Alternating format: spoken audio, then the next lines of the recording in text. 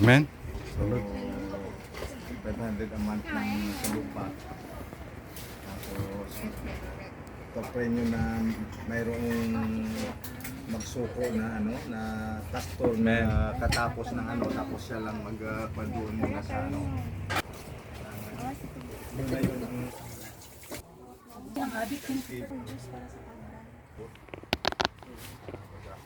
pagpapala.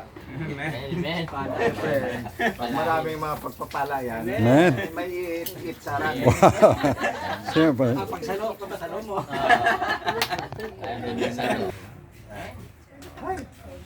Pray natin double na. Parang ako lang ang pray natin. Amen. Gusto Eh, nyo dapat. ay Dapat i-ano mo doon yung sinasabi mo na pwedeng punta ng agres.